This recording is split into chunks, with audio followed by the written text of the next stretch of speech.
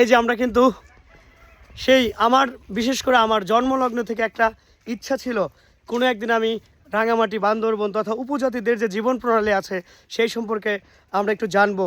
তার এই ধারাবাহিকতায় আমার শিক্ষা লাইফের প্রায় শেষের দিকে মাস্টার্সে এসে কিন্তু আমি চট্টগ্রাম তথা বান্দরবনে পা রাখি এবং বান্দরবনে পা রেখেই একটা সুযোগ আসে আমাদের হাতে। সেই সুযোগটি হলো আমরা কিন্তু গ্রামের মধ্যে ঢুকে পড়ি।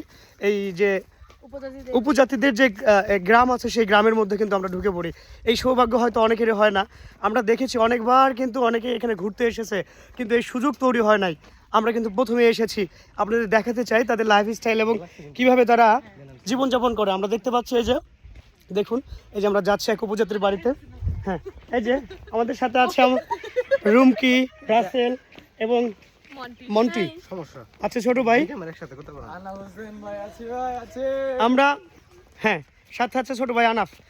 আমরা আসলে অত্যন্ত আনন্দিত, যেটা আমরা সবসময় ভিডিওতে দেখি, যেটা আমরা সবসময় এই যে উপজাতিদের যে ভিডিওগুলো আছে বিভিন্ন বড় বড় পেজ, সেই পেজ থেকে দেখি আর মনের মধ্যে খালি স্বপ্ন আর কি কবে যাব, নিজের চোখে দেখবো। আজকে কিন্তু সেটাই আমাদের স্বপ্ন ধরা দিয়েছে।